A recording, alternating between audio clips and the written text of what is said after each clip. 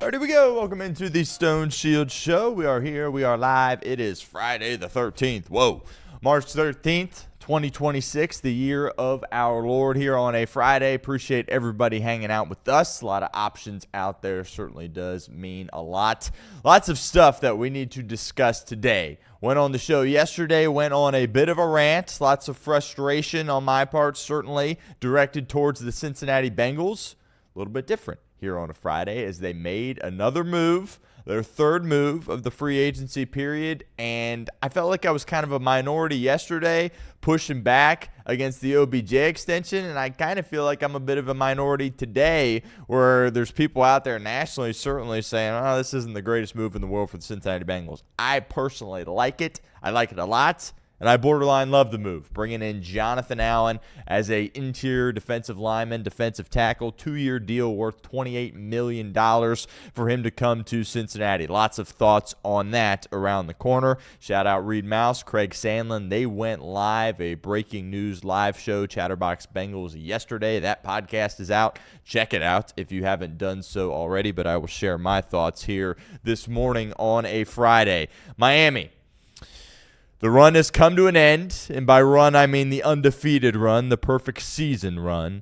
31-0 becomes 31-1 as they lose their first game of the season. Had a 10-point lead with about 10 minutes to go in the second half, and we've talked about it for weeks and honestly months with this RedHawk team where it feels like, or it felt like, they were playing with fire throughout the majority of the season, and they did it again in this game, and the magic ran out a little bit on the RedHawks. But we had Travis Steele on the previous day, and I'm like, yo, you got to beat the same team for a third time? That has got to be incredibly difficult, and when you're as well coached as UMass is with Frank Martin, how they played down the stretch really was impressive, and Miami gets the boot out of the MAC tournament, so no chance of, running the table through the tournament and being the MAC champions of the tournament and being an undefeated team with tournament play. But as I talked about, and we'll dive into this a little bit more on the show, it was sad yesterday. It's bittersweet, but by no means did it feel like the sky was falling, right?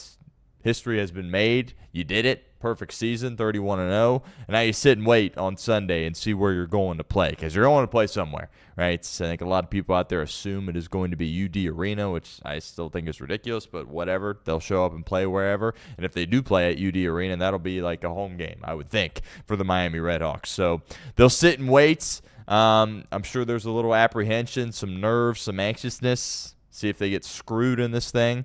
I don't think they will. I think that would be an atrocity if that was the case, but we'll all wait and see when Selection Sunday rolls around here in a couple of days as they get bounced in the first round and playing at 11 o'clock. I asked Travis about this, and obviously before the game, he was like, yeah, we'll play anywhere, anytime. And, a little bit different after the game, right, when it goes the way that it did. But just ridiculous, right? You're going to put your 1 seed, your 31-0 ball club, and you're going to put them at 11 o'clock in the morning. You kidding me? I mean, whoever came up with that decision should be fired, to be completely honest with you, because that's ridiculous. We'll talk about that a little bit on the show as well. Also, Kyler Murray, he's going to Minnesota. All right, he's going to go play for the Vikings. I would assume he's going to be their starter. I'm sure they'll make it sound like, oh, it's a competition between him and J.J. McCarthy. Feels like Kyler Murray's getting the ball week 1 for the Minnesota Vikings. And how about Kyler Murray and Tua Tagovailoa? All right, 2 guys that obviously are moving on from the teams that drafted them, from the teams that are paying them a ton of money. I think Kyler's getting like 36 from Arizona, and Tua's getting upwards of 50 for Miami, and they sign vet minimum deals, but they go to solid teams, right? It's not like they're going to Arizona or the Jets. I mean, if you're a free agent quarterback and you could pick which team you wanted to go to, you're picking Minnesota, and the second team probably would be the Atlanta Falcons. So still getting paid all that money from their previous teams just to go to a better spot and have a better opportunity to win with offensive-minded coaches. I mean, if you're Kyler Murray and Tua Tagovailoa, you got to be smiling ear to ear right now. So we'll talk about that acquisition for the Minnesota Vikings. Also, if we have some time, a little conversation on LeBron James. he's such a polarizing figure, and people who, talk in front of a microphone for a living love talking about him regardless, right? Especially this time of year where it's like football is not really a thing, and we're trying to get to the NBA playoffs, and baseball season's around the corner, and there's just not a ton of stuff to talk about. People will just bring up LeBron and talk about LeBron in a negative way. I really don't understand it, to be completely honest with you. I am a Jordan guy. Right? You ask me who the greatest of all time is. It is Michael Jordan, and candidly, it is not close. We can have that conversation a different day, but I'm not a LeBron hater by any stretch of the imagination. I am aware of what LeBron has done throughout his career, what he has done for so many young kids coming from where he came from, and just all the things that he does and represents, and for the most part has not been in any trouble. Like LeBron James, to be as famous as he is and have as clean of a track record as he does and be as good of a basketball player as he is pretty impressive. So I don't get the shade thrown at LeBron. He's 41 years of age. You expect him to be the best player on a team that can win a championship? So I'll defend LeBron a little bit if we have some time on today's show. And also, Wes Miller, the rumors are flying. They're circulating right now as we do a live check on the phone. There's stuff going around on social media. Is he going to get canned today? Could it potentially happen? Our social team will have that covered. They're all over it right now, discussing it in the group chat, but something we've talked about for weeks. Reed Mouse has talked about it. I've talked about it. We've had Keegan Nickerson on. He's talked about it. And we're all just kind of waiting and seeing here if we will get a decision sooner rather than later. That was my big thing yesterday. If I'm calling the shots, I make the move to move off them, right? But if you're going to keep him, don't sit around and think about it. Like, you come out today or tomorrow and be like, yep, we're running it back with Wes. But lots of people in the college basketball world are talking right now. The rumors are flying, and it seems like people think he's going to get booted. But at the end of the day, it's social media. It's speculation. Who knows? We'll find out soon enough as it relates to Wes Miller. So we'll talk about that a little bit on the show. Players' Championship well underway. Not sure if we'll have any time for PGA Tour on the show today. Got a lot of good players at the top of the leaderboard. And, I think the PGA Tour really needs to kind of put all their chips in the middle of the table when it comes to this tournament. People don't always realize, like, the Masters and the U.S. Open and the British Open, the Open Championship, that's not controlled by the PGA. Right, they've got the PGA Championship and they've got all their tour events, and this to me is like the best one. It's got a huge field. It's the biggest purse. Like, they really need to go all in with this event, and they got new leadership there with Rolap coming in from the NFL. And I think you'll see some changes be made to this tournament, but that's kind of a bucket list item. Obviously, it's Sawgrass, it's the Island Green, but they really roll out the red carpet for all these players and for the people that show up and watch the tournament there as well. So I think this is a great time for the PGA Tour to capitalize, because they're not competing. They're competing with NFL free agency, but like, that's it, right? Nobody really cares about the NBA yet. March Madness isn't officially here, right? It's March and it's coming, and it's conference tournament time, but it's not officially here. Baseball's not here, right? Like, they should really go all in with this tournament, because it's one thing when you're competing against the NFL and some of these other leagues that get so much attention. It can be very difficult. Like, for instance, every single year, the Waste Management, the PGA Tour, puts that on Super Bowl week. Like, you're in deep trouble if you're going against the Super Bowl, right? So this is a big opportunity for them. Hopefully it's a good golf tournament through the weekend. Lots of studs at the top of the leaderboard. Morikawa, he was a favorite. He had to pull out after one hole. Shout out to the sports books, though. They got all the money back and reimbursed everybody that had bets on Morikawa. But Cam Young, he's in the mix. Guy I like this week. Sahith Theegala, 8,800, by the way. He's in the mix right now after one round. Scheffler, even par. Kind of another slow start for him. We'll see if he turns it on here today, but lots of fun stuff going on the PGA Tour. College basketball games all over the place today. Ohio State, Michigan. It looks like the Buckeyes are finally going to be back in the tournament. I don't envision that going particularly well for them. First round exit certainly in the cards for the Buckeyes, but they play Michigan today at noon, coming up here less than an hour. I would expect that to go poorly, certainly for them as well. Wisconsin and Illinois, ranked versus ranked. Tennessee, Vandy, Purdue, Nebraska. Iowa State, Arizona, that's a banger, top 10 matchup. Alabama back in action, they got Ole Miss. Kansas, Houston, another big-time matchup. So exciting time of the year as it relates to college basketball as we get ready for Selection Sunday. And could see a lot of teams in the area make the tournament, right? Ohio State certainly looks like they're going to get in. We'll see what happens with some of the other smaller schools. But Xavier, obviously, they lose last night. They are out, as I've said. if you're a Xavier fan, you got to be excited about what's on the horizon with Richard Pitino. Losing season this year, but lots of good moments. And you feel like that program's in a much better state than the Cincinnati program across town in Clifton, so they will not be in the tournament. But Dayton has all types of life. Miami certainly has all types of life there as well. And we'll continue to keep you monitored, and we'll have that covered all over our socials on Selection Sunday. Also, of note, we made the announcement yesterday. We have partnered with 78 Cigars, Anthony Munoz. That is very, very exciting. Shout out to Anthony. Shout out to my good friend Sean McKay for making that happen. The partnership officially doesn't start till Sunday, but we made the announcement yesterday. We've got another announcement coming today, one more tomorrow. So exciting times here at the show. If you don't know about 78 Cigars, well, you're about to find out a heck of a lot, as we'll be talking about them every day on my show. Chatterbox Reds crew will be talking about them as well. And when we have Chatterbox Bengals episodes, you'll hear about them on that show and podcast. Additionally, AnthonyMunoz.com. Go to his website. There's a tab there at the top, 78 Cigars. Order your box. The box is awesome. It's got a picture of him on the box. Everything about the cigar is really cool. The wrapper. I was at the kickoff party actually a couple of weeks ago at Montgomery Inn. Great cigar. No complaints there. So pretty exciting to partner with a guy obviously like Anthony Munoz, the Hall of Famer. And we talk a lot of Cincinnati Bengals here on the show. So go check him out, AnthonyMunoz.com. Again, we'll have more information, graphics, all that kind of stuff on Monday. But we made the announcement yesterday and did want to share that here on today's show. So shout out to 78 Cigars. Shout out to Anthony Munoz, Sean McKay. Certainly appreciate them and their partnership.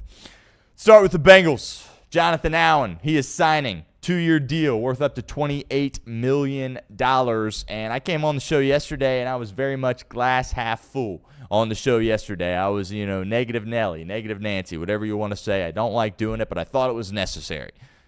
New information, new opinions.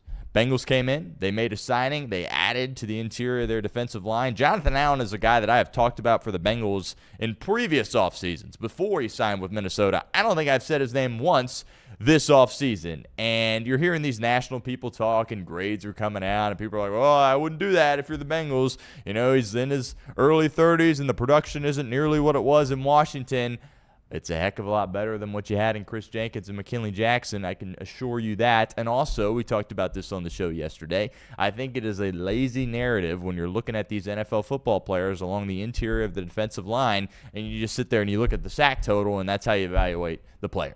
Right, you got to go in depth a little bit more. You got to take a look at pressures. You got to take a look at double teams, right? You got to take a look at availability, right? He was out there frequently for the Minnesota Vikings, not missing any time.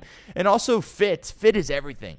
We talk about this in the NFL, right? Regardless of what team we're talking about. Fit is everything. If you have a guy that can come in and play for a good coach in a system that fits his strengths, he's going to have more success than if you bring a guy in and it's not a good coach and there's not a good scheme and he's being asked to do things that he is not good at, right? And the fit in Minnesota was not good, right? Brian Flores is one of the best defensive coordinators in the National Football League.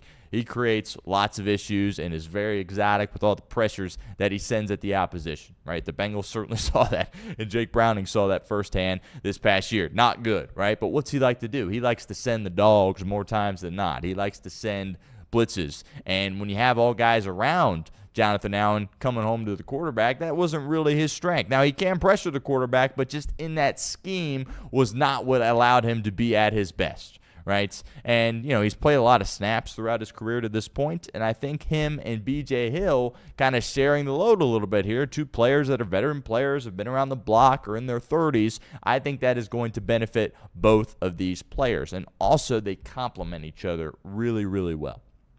B.J. Hill, early on in his time here in Cincinnati, he was, out on the field for the majority of the snaps, right? And last year, he was kind of out there in early downs as a run stopper, and then they went off him later downs because he didn't really offer much from a pass rush perspective. Again, it has come out that B.J. Hill, the injuries in which he was dealing with this past year, the foot, the ankle, were just gnarly stuff. And you saw at the Combine, Zach and Duke point out, this guy's a warrior. He fought through a lot for our football team last year. Seems like he's going to get awarded with his roster bonus, or maybe that has already happened, but he's not getting cut. He's going to be back on the Cincinnati Cincinnati Bengals. So pairing him on early downs and complementing that with a guy like Jonathan Allen and what he can do on later downs from a pass rush perspective, right, I think works out really, really well. And B.J. Hill actually took to social media and just posted a smiley face emoji actually like 15 minutes before the signing was announced, right? And usually you don't see a guy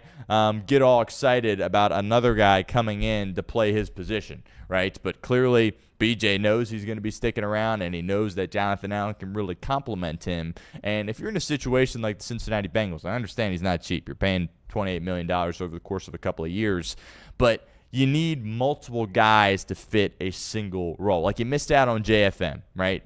Jeffrey Simmons isn't walking through that door, right? Geno Atkins isn't walking through that door. You're going to need multiple guys to fill the needs of the position that you have along the interior of your defensive line. You don't have these elite players on the interior. You can't really afford it, right? Because you got Joe Burrow, T. Higgins, and Jamar Chase that you are paying. And this is a guy at one point was one of the best defensive players in the National Football League, certainly one of the best interior defensive linemen, and I still think he has some juice. I think the pressures were still there in Minnesota. Just don't think it was a good scheme fit, and it's not like he's 35, right? He's 31, and you're only committing to him for a couple of years.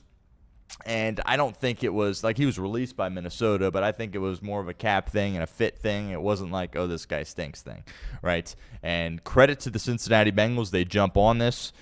Shame on us here for not even bringing up his name over the course of the past few weeks. I didn't even really think that the Bengals would be interested in this, but I was going in on the Bengals, going hard in the paint, basically saying, what in the world are you doing? Not addressing the interior defensive line, and they did it. And they did it in a big way. And they're not just paying him $4 million, paying him $28 million, which is a significant investment for the Cincinnati Bengals. So I absolutely love it. I think it is going to work out. I think the pairing with B.J. Hill is something that is going to be beneficial for the Cincinnati Bengals team. We'll see what you can do beyond that, right? We'll see what you can do as far as the development of Chris Jenkins and McKinley Jackson, which, by the way, now that you make a signing like this, it'll be fascinating to see what they do with T.J. Slayton, because now all of a sudden you add Allen into the mix. Well, keeping Slayton might not be the end of the world because he doesn't have to be the two, right? And I think that could be very beneficial for them. But I think if you're Chris Jenkins and McKinley Jackson, you don't have a guaranteed roster spots, which, that should be the case for other teams in the NFL. Now, the Bengals will probably look at it and say, well, he was taken in the second round a couple of years ago. Let's give him a roster spot. Same thing with McKinley Jackson, right? But I don't think there's a guarantee that both those guys stick around. Again, it is the Bengals, and in a perfect world for them, they would want both guys to stick around as they, look to continue to develop them, and they picked them somewhat high in the draft, and we all know how much they love their draft picks. But I don't think it's a foregone conclusion that both these guys make the team. And also from a leadership perspective. Duke talked about this at the end of the year. He talked about it at the Combine, and leadership was very, very big for him. And that's kind of why I was banging the table a little bit for bringing in a guy like DJ Reader, because we know what you have in DJ Reader, right? He is a great leader, and he was a great leader here in Cincinnati. Well, you also have that from Jonathan Allen, right? He was a great leader at Alabama. We'll talk about that here in a second. But two-time Walter Payton Man of the Year nominee. I mean, what more do you want there if you're the Cincinnati Bengals? The leadership is a huge box that they have checked now, because we've been talking about it for years. You look around this roster, and it was like, well, you got young guys and unproven guys all over the place, and your leader was supposed to be Logan Wilson. Then he gets benched and one's out, and he's not even on the football team, right? And you're looking around like, who's the leader of this team? And B.J. Hill, we all like him, but that's never really been, his forte, being that galvanizer, that guy to get everybody on board and get everybody on the same page. It's not really his style. I think it's more so Jonathan Allen's style, and I think you're going to see that in a big way. But I remember watching this guy at college at Alabama, and he was on some really good teams, was a part of the national title-winning team at 15, and that team was just absolutely loaded. That was when Coker was playing quarterback, Calvin Ridley was on the outside, or Darius Stewart was on the outside, Derrick Henry was the running back, and the defense was loaded too. This is when they played Deshaun Watson and won. And it ended up, it was a crazy national championship game, and it really got to be a high-scoring game in the fourth quarter. I think Bama scored like 24 points in the fourth quarter. Defensively, he was playing with guys like Minkah Fitzpatrick, Reuben Foster, Cyrus Jones. Who else was on that team? Marlon Humphrey was on that team there as well. They were just absolutely loaded that year, and Jonathan Allen was one of the best players, and you saw him get picked in the first round and really had a ton of success in Washington. And again, it wasn't like alarming of what you saw from him in Minnesota. Like, yeah, he's gotten older, and he's not the same player that he was when they took him out of Alabama, right? But he can still play. And going back to that complimentary piece a little bit, think about when B.J. Hill played his best ball. It's when he was there next to Larry Ogunjobi, right? And he didn't have to go out there and play all these snaps and be asked to do a ton of stuff. And I think if you bring in Jonathan Allen, that just takes some off the plate of B.J. Hill, and in turn takes some off the plate of Jonathan Allen. And these guys aren't spring chickens, and when they can share the load a little bit, I think that's going to be very beneficial for the Cincinnati Bengals. So did you overpay a little bit? Is it a little bit risky? Sure, but it's this time of year, man. This is March, right? These aren't draft picks, right? These aren't trades. Like, you're going to have to pay a premium when you're going out and signing these guys. And, he's a 2-time Pro Bowler. He still can play at a high level, and you desperately needed to acquire a guy like that. And, I think a lot of us thought it was like DJ Reader was kind of it, but we weren't even talking about Jonathan Allen being a possibility for this team. So credit to the Bengals. They got it done. Very excited. I feel totally different today than I did yesterday when it comes to the Bengals and their defense. Of course, the question is, what are you doing at linebacker? Are you going to address that? But now all of a sudden, if TJ Slaton doesn't get cut, which my gut is starting to say he doesn't need to be cut, and then when you add Jonathan Allen into the mix, it's like, okay, if TJ Slaton's kind of more of a rotational guy and isn't your every down nose tackle, you feel all right about that, right? And Jerry Montgomery did a nice job in year one developing those guys. Miles Murphy got better as the year went on there at that edge spot. So I think there's a lot of reason to be optimistic here with this Jonathan Allen signing. I like it. Again, it was Thursday on free agency, so is it, are you popping champagne, right? As I always say, is this the greatest thing that could have happened to you? No. But in the moment, on a Thursday, I don't think the Bengals could have done better than this. And, $28 million over the course of 2 years, it's not cheap, but I think it's a heck of an investment. And you needed to invest there, right? Because you could not afford. It's one thing to go into the draft where it's like, okay, we desperately need a linebacker. But if you went into the draft and was like, we desperately need a linebacker and an interior defensive lineman, that would be an issue. Now, the Bengals still need to add along the interior of their defensive line because they are old there, right? And the young guys are not good. So that's still something that they need to address, but it calms you down a little bit because you at least have it secured in the short term, bringing in Jonathan Allen. And, of course, now it's what do you do at linebacker? Are there guys that are still available? A lot of guys you and I haven't heard of, right? I know there's this Giants guy that wore the C on his chest. His name is escaping me right now, but I hadn't heard of him until I read the piece, like just being transparent with everybody here. But, there's some leadership stuff from him. Matt Milano, is he still available? You get your hands on a guy like Matt Milano, I could potentially have some interest in that. But, it's frustrating because, I think Reed and Craig were talking about this yesterday where it's like, it kind of feels like they actually might just run things back here with Demetrius Knight and Barrett Carter, which isn't surprising, but at the same time is not good. It's not good at all. And the guys around them are going to be much better, which, when you have young guys and you surround them with guys that aren't good, that's a problem. But you upgraded big time at safety. You would think that, Dax Hill and DJ Turner are going to be even better, right? It's not like they're aging. They are right in their prime, ready to go. And then, you get younger on the edge with Boye Mafe, and then you shore up the interior a little bit here with Jonathan Allen, so that should help the linebackers. But I think you got to start thinking about potential trades, right? I mean, you got a lot of day 3 picks, right? You got 2 6th and 2 7th, if I'm not mistaken. Move off one of those, right? I mean, you're not grabbing anybody good there at that point. Like, if you got to roll the dice and say, well, we might get a veteran player and only get him for 1 year, and he might not be great, that's fine. You got 2 6th-round picks. Get rid of one of them. Get rid of one of those 7th-round picks in a potential trade to add somebody. But, I will say this isn't a strategy that you should bank on. My mindset hasn't changed. I've been on Caleb Downs too long. I'm not going to pivot off that, even after signing Brian Cook, which is a great signing, getting him back in Cincinnati. But at the end of the day, if you can get Sonny Styles at 10, or maybe for the Bengals, you can move up, but moving up for a linebacker doesn't really make much sense. But if you can get Sonny Styles, they're at that number 10 overall spot, all of a sudden you might be cooking on defense, right? Because then he comes in and immediately takes the spot of Barrett Carter, right? And then you feel, I think they're going to roll with Demetrius Knight in a starting capacity, and that's okay if you're pairing him with somebody that can play. And I know people out there are saying we tried the whole rookie thing, it's not going to work.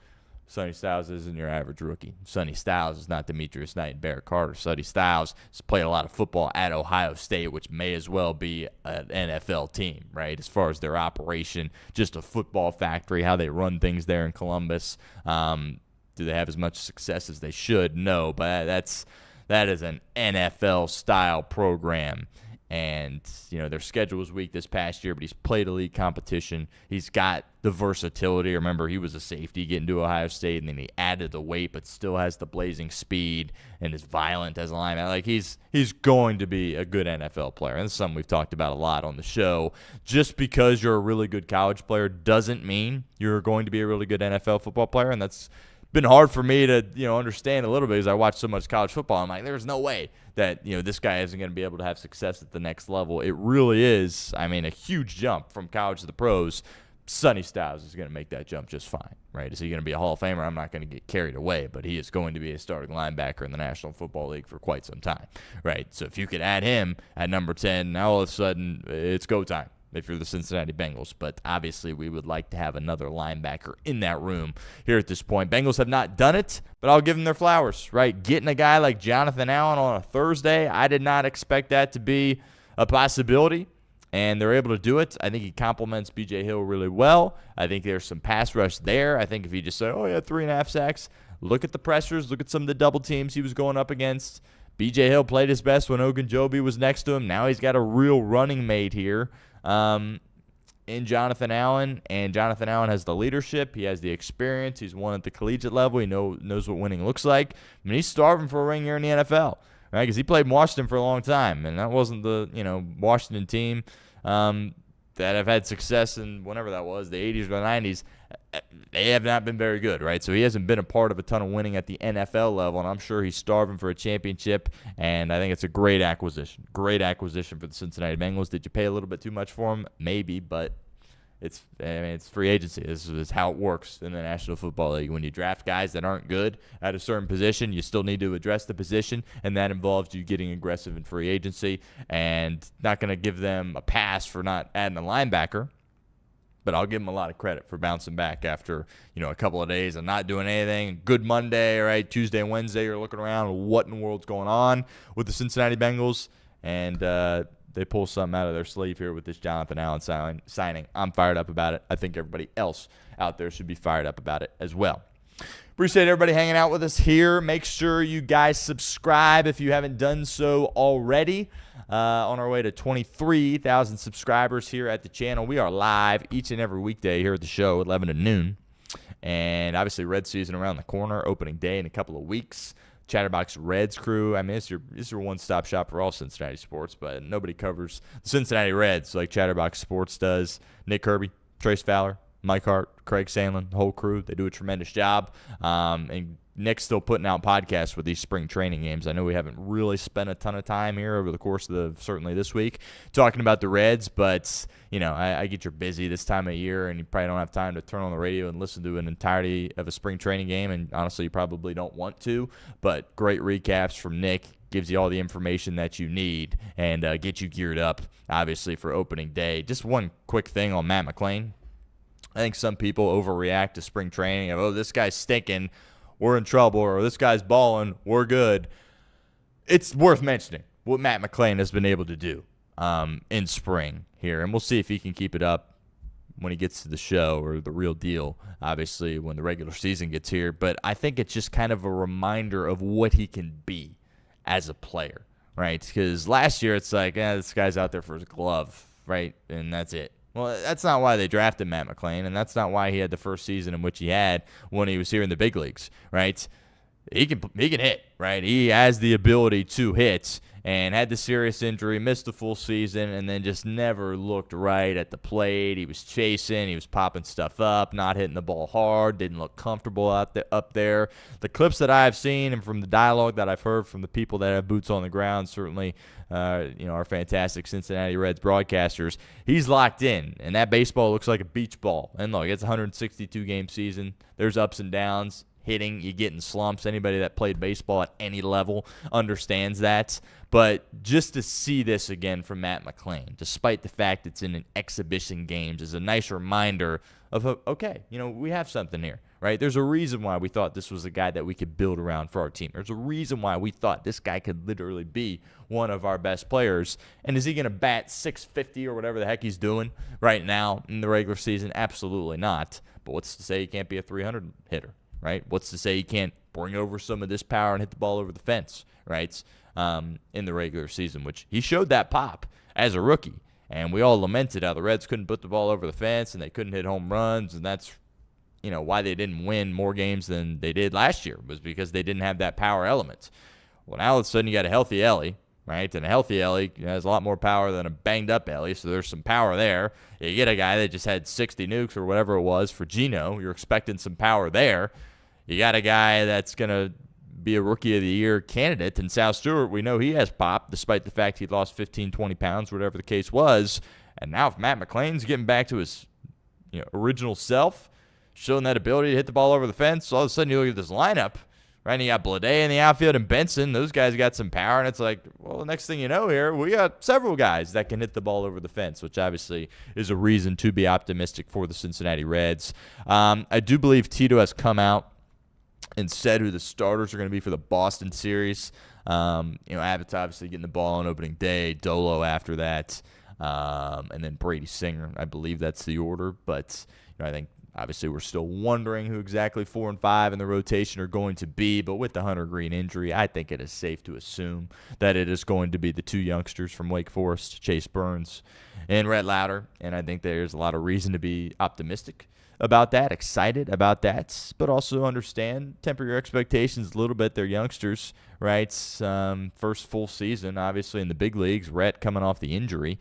But there's going to be some really good moments. There's going to be some lows there as well. But, if their lows are 5 innings, giving up 6 runs, that's, you can work with that every couple of starts if you have the studs that you have at the top of your rotation, right? So they don't need to be perfect, but they need to be playable. Certainly, when you're talking about Chase Burns and Rhett Lauder. But we've talked about this on the show ever since the green news broke, right? If there was one spot where you had depth and it was like, we can afford an injury here, if it has to happen, it would be starting pitching. And obviously you don't want to see your ace go down in Hunter Green, but I'm not hitting the panic button with the Cincinnati Reds. I'm not in a spot where I'm going, oh, they're in deep trouble here, and they're not going to be able to keep this thing afloat. So, my expectations, obviously you're going to probably lose a few more games than you would if Hunter Green had been a guy available for you for the first half of the year, but I'm not going to sit here and pivot off my expectations of this team.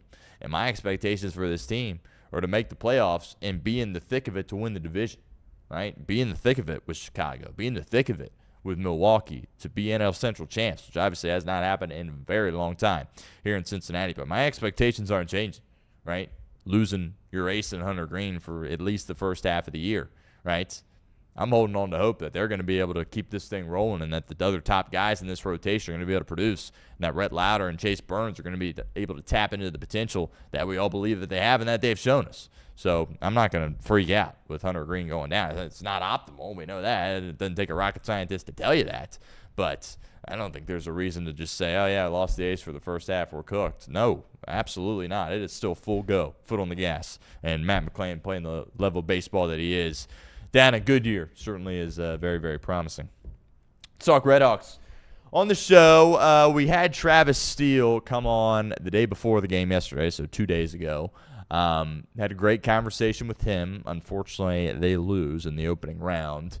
And before anyone comes out and is like, oh, it's your fault, it comes on the Stone Shield show, and then they lose. He came on after they were 8-0, and then they were 31-0. All right, so don't come at me too much for that. But they did lose, and they did have sizable leads throughout the entirety of the game and end up falling by a score 87-83 to Frank Martin and UMass. Couple of takeaways. They've been playing with fire for a very long time. A very long time. And you could argue for months, right? And you could argue the whole year. Whereas they were in these nail-biter games more times than not. And I'm sure Coach Steele will be the first to say it. This year probably one of the best years of his life, but probably took some years off his life as well, just with all the stress and the anxiety of some of these games. And this one just felt a little bit different. We've seen this throughout the course of the past few weeks where it felt like they were up 8 through most of the second half, and you look up with 5 minutes left and it's tied, and you go, buckle up, here we go. And that was the case, and they ran out of magic a little bit in this game. I think if you get dominated on the glass like that, that's a serious, serious problem. And, the haters out there that say Miami, when they get to the big dance, they're going to get blown out right away or they don't have a chance at winning an opening round game, they point to the rebounding and they point to the size, right? Because Woolfolk is their 5, right? And you could argue that he doesn't really have the body of a 5 and it's more of a 4, but he is their center. And then after him, it's Allison, but I guess he really a center, right? They don't have that big man. Imagine if you put a 7-footer, and Woolfolk's been great. This is no disrespect to him. He was perfect from the field, 6 for 6, and was the reason why they were in the game at halftime, reason why they had a 1-point lead at halftime. But if you were to insert a 7-footer on this team, they would be all types of dangerous with obviously the skill guys and the guard play and the shooting that you have around them. But Woolfolk only had 5 rebounds in the game. Again, he was great offensively, 6 for 6 from the field, terrific in the first half. But he had 5 rebounds, and his backup, Allison, didn't have any. There's your game right there, right? Your 5 has 5 rebounds, and the guy that comes in for him when he's on the bench didn't have any. You're not going to win, right? So they were just getting kind of pushed around and dominated on the glass from a rebounding perspective, and so many second chance opportunities for UMass. And when you have a team that's as hungry as UMass was, right? They had just clinched being able to get into this tournament as the 8 seed, obviously, with all teams not being able to go to Cleveland in the MAC and compete for the MAC championship. And you have a coach like Frank Martin, who is a veteran coach. He's been there, done that. He's had tremendous success throughout the course of his career. Travis Steele came on the show. He says he's a future Hall of Fame coach, right? And they were already 2-0 against him, so you had to beat him for a third time. You knew UMass was going to give them everything in this game and make things insanely difficult, and they did. And to get dominated like that on the glass, and I thought Suter played a fine game, but as MAC Player of the Year, he had 10 points, right? That's fine game. I think he had 7 assists, which is great. I'm by no means putting this on him, but if you're in a situation like that, you get dominated on the glass, you probably need a bigger game offensively from Pete Suter, and he'd be the first to tell you that. And ultimately, that didn't happen, and it's still efficient from everybody on the team. Every single box score is for Miami, or it's 12 from him, 13 from him, 14 from him. Probably needed a little bit more from Suter. And Trey Perry off the bench has been a firecracker for him, and he hit some big shots, had a big 3 there at the end, but it's just not quite enough production. And when you have 83 points, which is a lot, I would say, in a college basketball game, well, for Miami standards, is not, right? And when you get dominated on the glass and give up that many second chance opportunities, you need to be in the upper 90s or into the triple digits, which is where they've hung out for the majority of the year. And ultimately, they were not able to do that. And look, I said this on the show earlier in the week. It was the first thing that popped into my head after they finished things off against OU was, obviously their mindset as players and coaches is going to be like this, but me as a fan and alum, I can be there and say, you know what, they did it, right? 31-0, undisputed, historic season. Nobody can take that away. 31-0, absolutely perfect. And when they lose, inevitably, right, at some point, probably going to lose in the March Madness tournament, it will not be like the sky is falling. It'll just be bittersweet. And obviously you would have hoped that you could have at least won a couple of games in Cleveland, right, to get some more eyeballs on maybe an inevitable matchup with Akron, a rematch of last year in the championship game. And, if you lose that, then you're definitely in. And the whole in, not in, we'll get to that in a second. But I think just bittersweet is kind of how I would describe it. Is it frustrating that it was the opening round of the MAC tournament? Sure, right? But 31-0, undisputed, can't take it away, and should be in the big dance. And if they mess this up, the committee that puts together this bracket, that would be a travesty. That would be absolutely ridiculous. Again, yeah, they lost to UMass, but they were trying to beat them for the third time, and they didn't lose by 20. They were winning for much of the game and lost by 4, all right, against a hungry UMass team. Hopefully, for the RedHawks' sake, UMass can win another game. I think it's, Akron's going to be the favorite to win it. I think they were, even when Miami was in the field. But, 31-0 in the regular season. And he didn't win the MAC tournament. But you were perfect, right? If they would have stubbed their toe once, right? If they would have lost that crazy game, the final game of the year to OU, and then followed that up with this loss too, then maybe we're having a discussion about, well, I don't know. They were 31-0, right? They lost by 4 points against the team that they were trying to beat for the third consecutive time. Let's not freak out here and leave them out of the tournament. Now, I think it's ridiculous that they even have to go to Dayton to play. But Travis Steele said they'll go wherever. They will be happy for the opportunity. And if they do have a game at UD Arena, that'll be like a home game, I would imagine. I would assume that all those kids at Miami University, which if you're listening to this, get ready to get your tickets if that is announced on Selection Sunday to get to UD Arena in Dayton and turn that thing into Millett Hall 2.0, right? Because that should be. Maybe you're a little initially frustrated, like, oh, we got to play in the first four. Well, it's a home game for you, right? Show up, be ready to go, and be ready to avenge this loss against UMass and get this thing back on track. The goal, and Travis came out and said this, he's trying to get to the second weekend of the tournament. And now people will really laugh at that after what happened at 11 o'clock in the morning yesterday against UMass.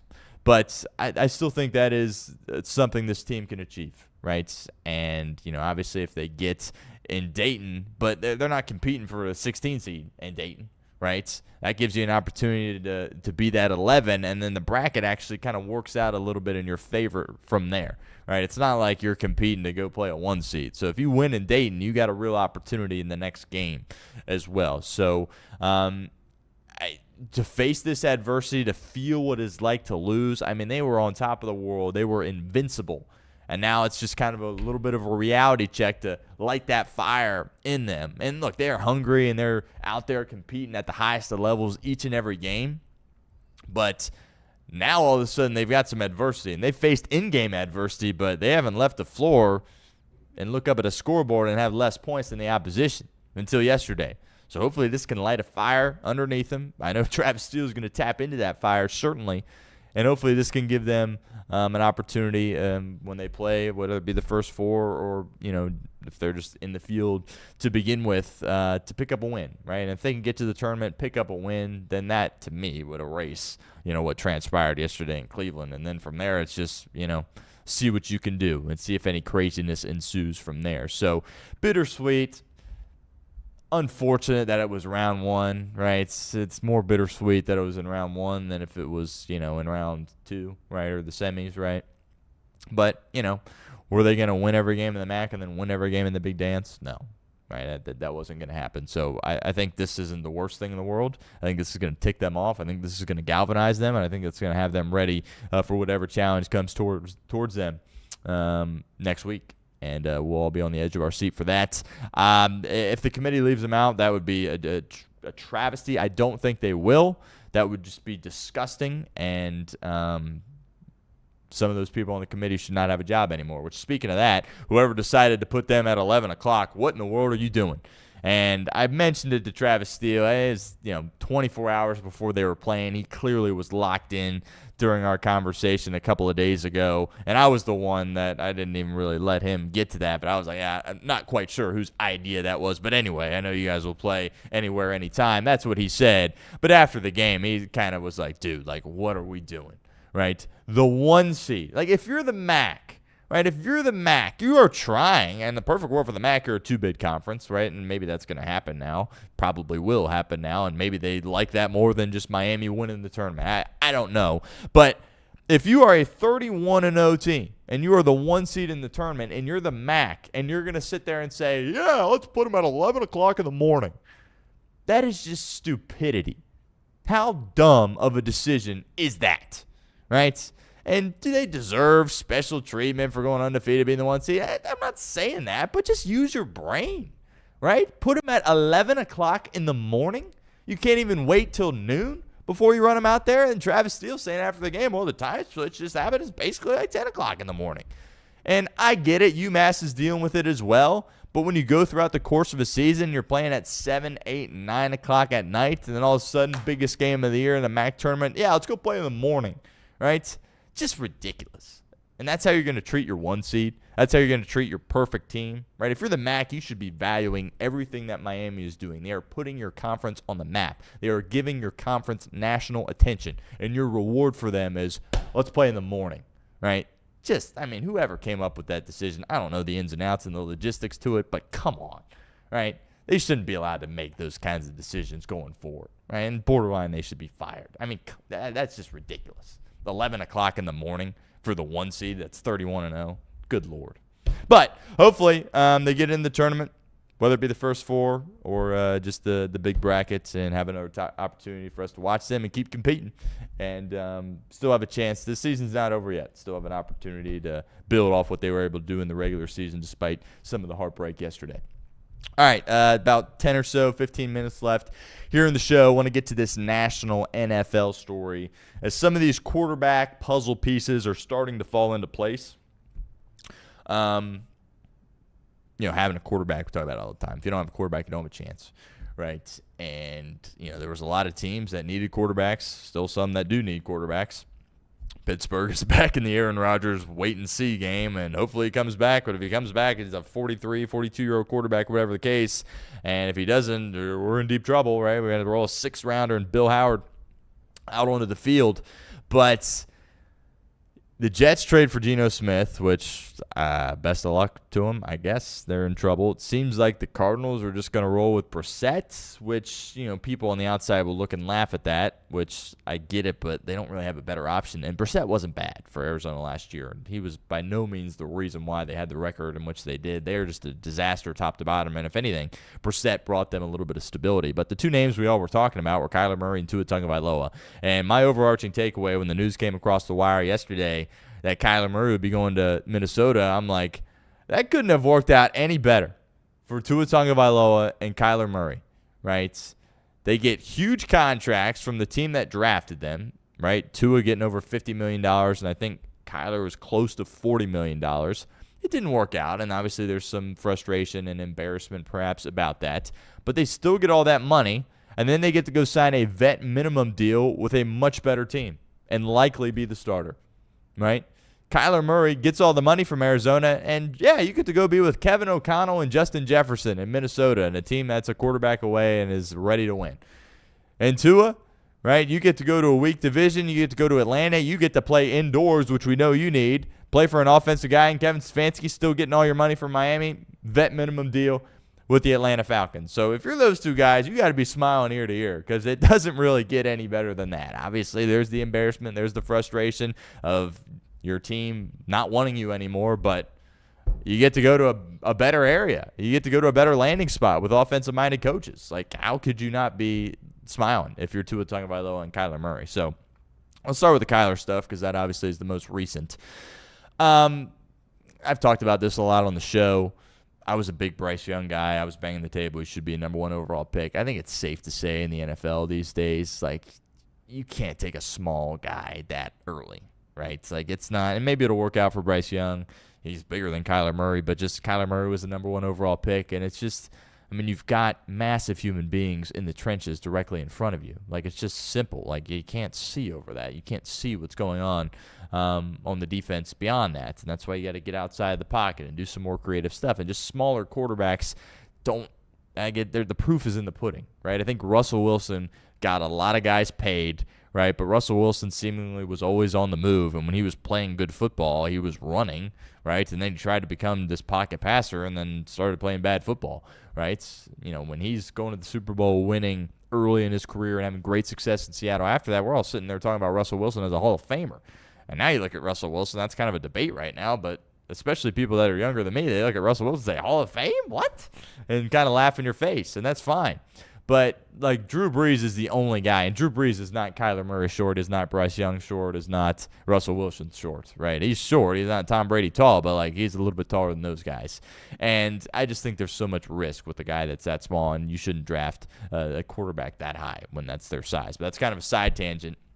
With Kyler, the talent is clearly there. I think he throws a beautiful deep ball. Seeing him run around in the pocket is hilarious because you got these massive human beings, and it's just this little guy out there that's running around and is crazy athletic and has great speed and twitchiness. But like I said, throws a great ball down the field, can be very accurate as well. But the size scares you, the injury concerns scare you, and the love of the game scares you a little bit. And, people joke on social media about him and playing Call of Duty or whatever, and that is kind of, a bit of a troll, or maybe it's not fully accurate, but yeah, he doesn't love the game as much as, a Joe Burrow or a Josh Allen or a Patty Mahomes. Candidly, it's not close. So that is a massive red flag. You might not necessarily just be playing video games, but that is a huge red flag. But it's only a one-year situation here for Minnesota.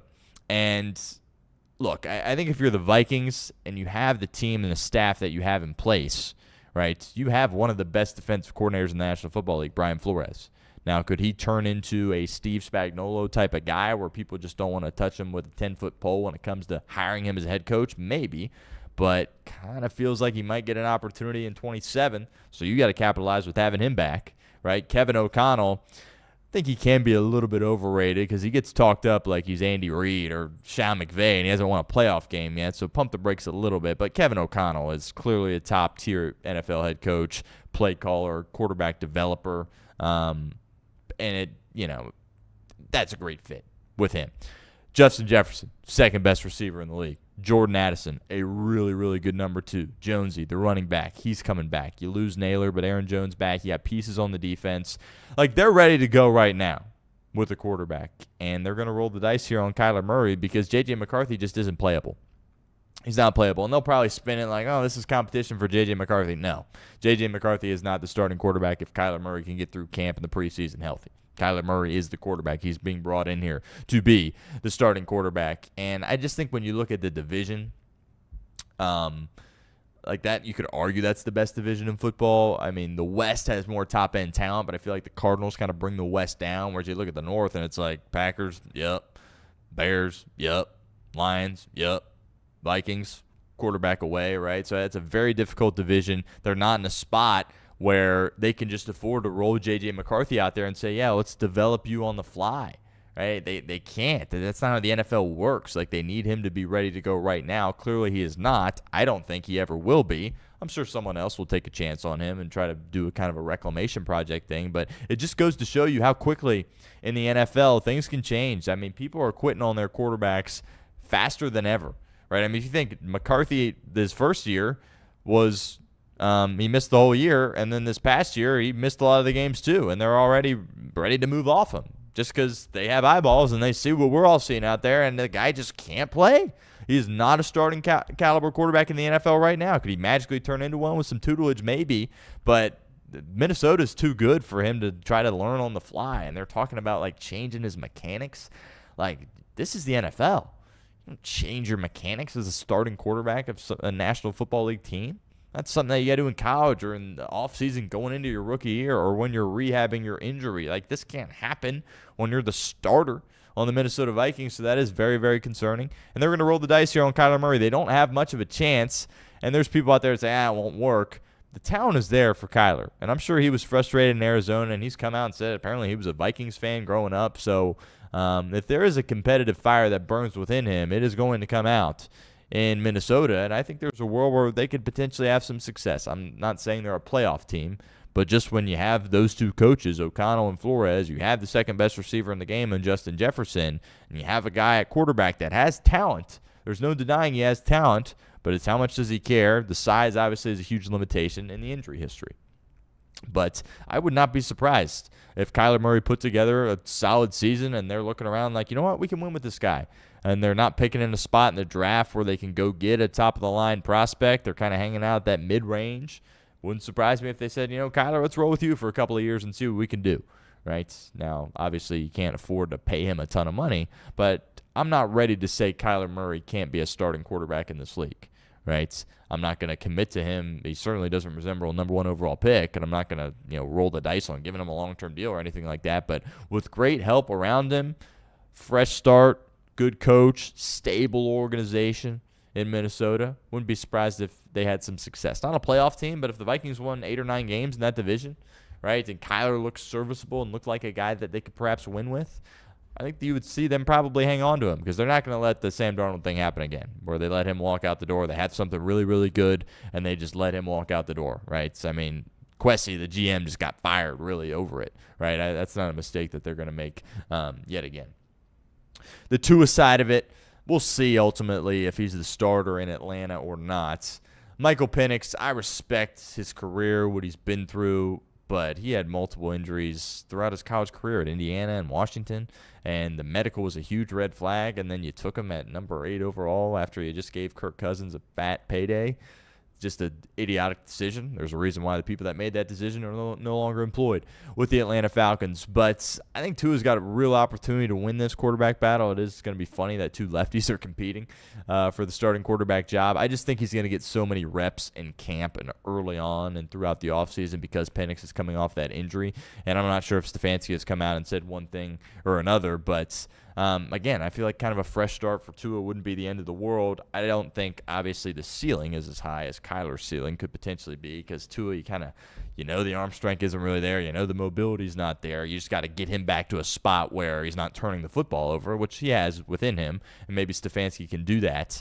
But it'll be fascinating to see how that matchup plays out. I think they can act like McCarthy has a chance in Minnesota to be the guy and win the job. That's not the case, right? He doesn't have a chance. Whereas in Atlanta, it's a little bit different, more of a coin flip, certainly, between Tua and Michael Penix. And ultimately, we'll just have to wait and see when it comes to that.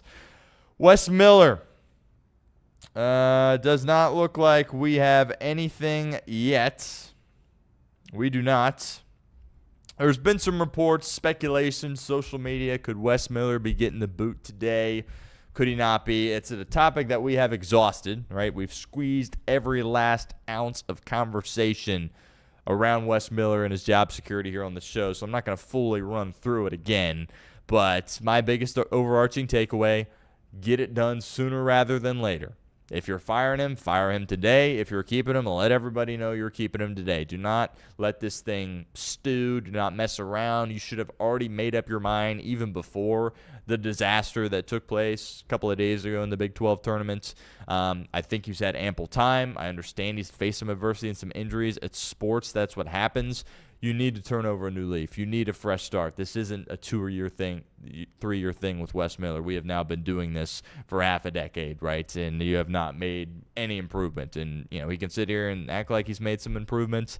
I credit to them for how they finished the season before their last 2 games. So it's like, can you even say, they finished the season great after the TCU game and how things went in the tournament? I don't even think you can really say that. But that final, like 75 to 95% of the season stretch, that was really positive. But at the end of the day, that's not enough, and candidly, that's not close. So I would make the move today. We'll have you updated ultimately if that gets made or not. But at this point, it's all speculation. There's some people out there that said they've heard some rumblings about him potentially getting fired here, but ultimately we'll have to see when it comes to that.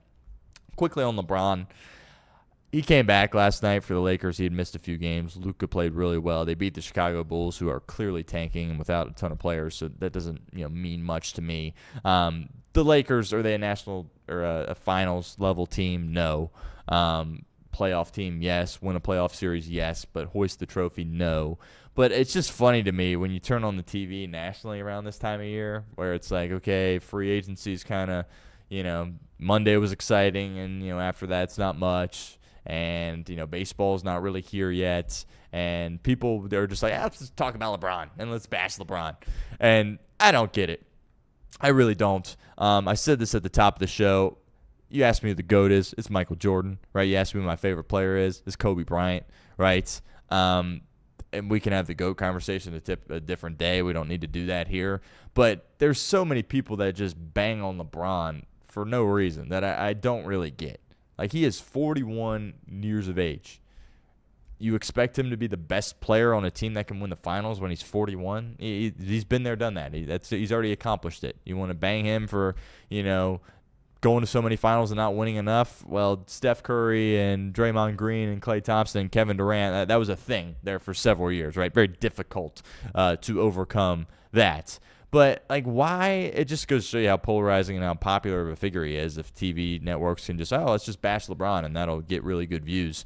But, what more do you want from him now? Obviously, it is Luka's show, right? It is Luka's team. But LeBron, when he's out there, still contributes on the offensive end. You can look at some of the numbers of, maybe the Lakers are a little bit better without him, and Austin Reeves is a little bit freer and feels like he doesn't have to give it to LeBron.